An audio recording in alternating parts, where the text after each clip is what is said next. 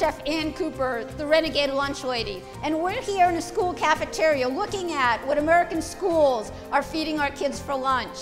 Chicken nuggets, tater tots, chocolate milk, canned fruit cocktail, high fructose corn syrup, sometimes trans fats. That's what we're feeding our kids, not a vegetable in sight. And we really need to change that.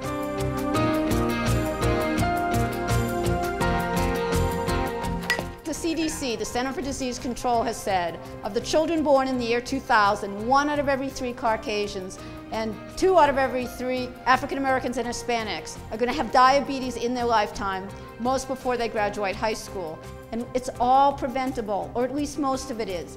We can prevent it by feeding our kids healthy food and teaching them about the symbiotic relationship between healthy kids, healthy food, healthy planet.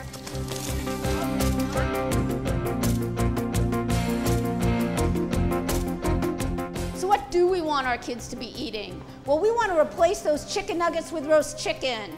We want to replace the tater tots with roast potatoes. We want to replace that chocolate milk with hormone and antibiotic-free milk. We want real food for our kids. Fresh vegetables, fresh fruit, whole grains, and clean protein. Just real food. That's what we want our kids to be eating. We've seen it happen. The kids really will eat the food. They'll eat Swiss chard and they'll eat, you know, roasted beets, and you roast the cauliflower and you're like, wow, it really tastes great because you've brought the sugars, the natural sugars in the vegetable out. And it's really fun to see it happen.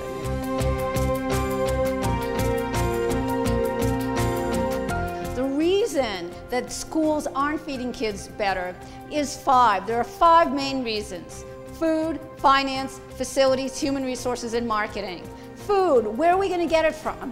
Where are we going to store it? What are we going to do with it? Facilities, kitchens like this that have no stoves, broken down, really old equipment. We need to teach people how to cook the food. Even if you have new equipment, most people don't know how to cook anymore. And finances. Most school districts get $2.57 for reimbursement, and of that, usually $1 or less is how much we have to spend on food. And then there's marketing. If we really want to have the kids eat the food, we have to help them know that school food can be cool food, and we have to help them understand why they should be eating this food.